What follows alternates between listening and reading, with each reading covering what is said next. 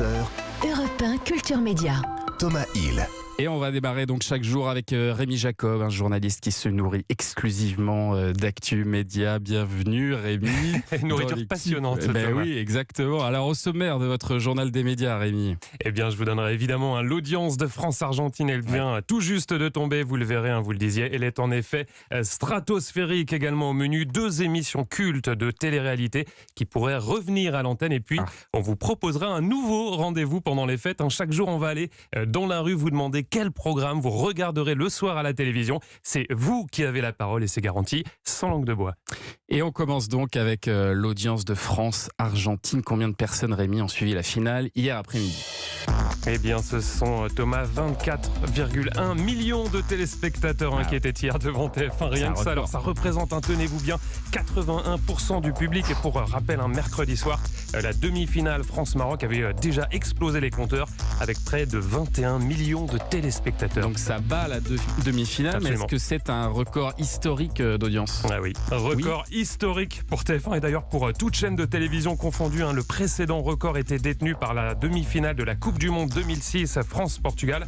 Un match qui avait été suivi à l'époque par 22,2 millions de téléspectateurs, donc record battu. Il faut dire que depuis, maintenant, Médiamétrie mesure aussi les gens qui sont dans les bars. À l'extérieur du domicile, voilà. Vous avez tout à fait raison. Ça fait du monde en plus. La finale a été diffusée à 16h et alors qu'on regardait ensuite les Français en prime. Eh bien, c'est France 3 qui arrive en tête des audiences avec Inspecteur Barnaby, 2,7 millions de téléspectateurs, soit 13,1% du public. Derrière, on retrouve TF1 qui diffusait le film Le Prince oublié avec Omar Sy, 2,5 millions de téléspectateurs et 12,8% de part d'audience. Enfin, à la 3e place, M6 et Zone Interdite, 1,9 millions de téléspectateurs et 10,2% du public. Et alors, sur le reste du week-end, qu'est-ce qu'il faut retenir du côté des audiences ? Allez, un seul chiffre à retenir, Thomas, celui évidemment de l'élection de Miss France samedi soir sur TF1. Le sacre de Miss Guadeloupe a été suivi par 7,1 millions de téléspectateurs. Alors c'est un tout petit peu moins que l'année dernière, mais enfin ça reste quand même un très très gros succès pour la chaîne. Et j'ai vu que sur les femmes, les femmes responsables des achats de moins de 50 ans, c'est 69%. Donc je pense que TF1 doit être plutôt satisfait de son petit week-end. Exactement, cible très importante, on le rappelle, pour les chaînes de télévision.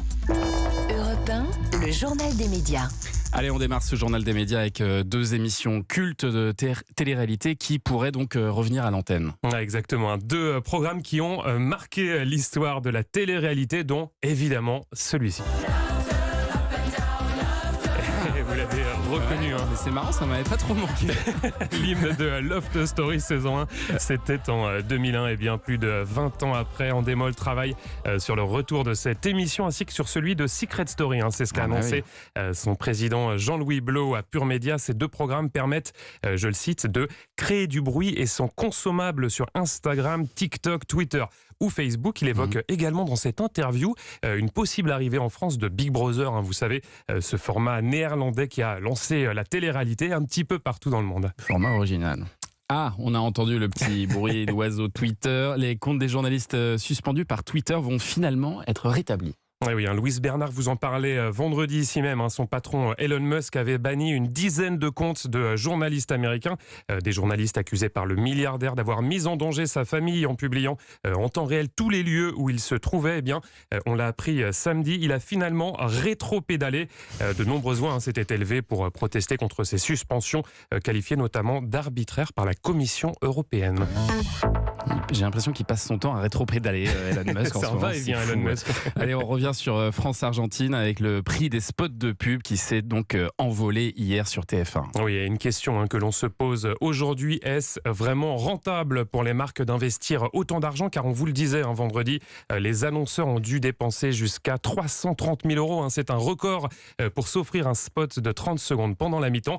Et juste après ça. On se retrouve pour vivre la seconde période dans quelques minutes en direct. À tout de suite.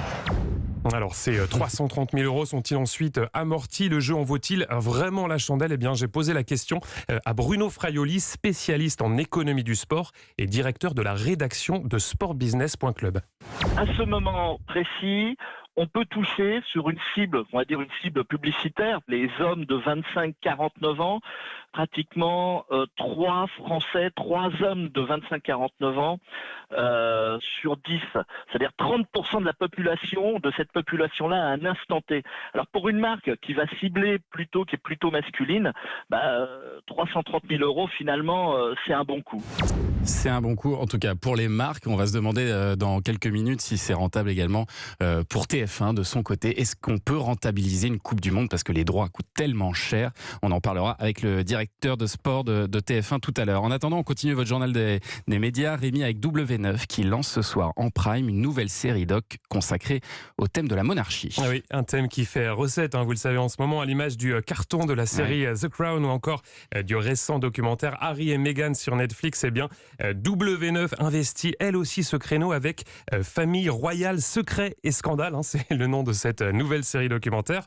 Son premier numéro est consacré au prince Charles, devenu roi d'Angleterre. Et j'ai demandé à Jonathan Curiel, directeur général adjoint des programmes du groupe M6, de nous expliquer pourquoi cette thématique fascinait autant les téléspectateurs. Écoutez. Il y a ce côté à la fois imaginaire et réel qui se confondent, qui est extrêmement intéressant et qui fascine les gens. Il y a ce côté également conte de fées, rêve. Ces familles royales nous permettent de nous évader, de rêver. Elles incarnent la durée dans le temps, dans les siècles. Et c'est vrai qu'aujourd'hui, c'est un côté rassurant pour le public, qui colle d'ailleurs très bien en termes de programmation aux fêtes de fin d'année. Et enfin, il y a ce côté un peu croustillant, sulfureux. C'est le prisme, c'est l'angle qu'on a choisi pour attirer le public et qui correspond à une réalité certaine aujourd'hui.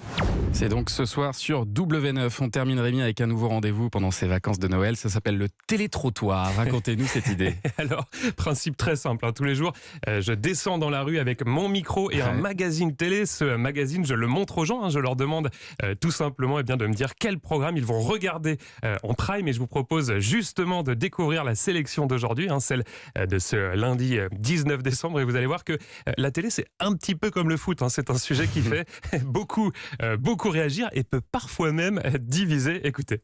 Franchement, un truc d'enfance, TF1, Joséphine Ange Gardien. Vous avez quel âge? 30 ans. Et vous aimez Joséphine? Ouais, de ouf, grave. C'est une honte, Joséphine Ange Gardien. C'est idiot et les histoires sont complètement effarantes. Je comprends pas qu'on ose montrer au public des choses comme ça les prend pour des imbéciles et j'ai horreur de ça. Et vous, madame Joséphine? Moi, j'aime bien. Ça fait 10 années que je regarde cette femme. On va discuter. Moi, franchement, je regarderai la 6, je regarderai Astérix, le domaine des dieux. Là, c'est un dessin animé réalisé par Alexandre Astier de 2014. Ouais, il est nouveau, donc c'est cool. Oh là là, c'est bon. Le guépard avec Alain Delon, ouais, c'est mon kiff. C'est sur quelle chaîne? Arte, la 5. La 7. La 7, ah oui, c'est vrai. J'aime bien Trésor du Paris, Haussmannien, un documentaire, mais c'est sûr, c'est bon, la 5, c'est quelque chose qui me plaît, parce qu'on apprend des choses.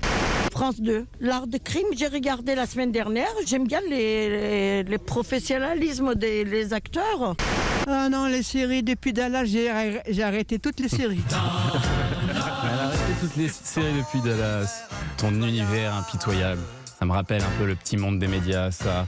Merci beaucoup, Rémi Jacob, d'avoir été avec nous. Toutes ces infos sont à retrouver dans la newsletter média. Inscription gratuite sur europe1.fr. À demain pour un nouveau journal des médias. À demain.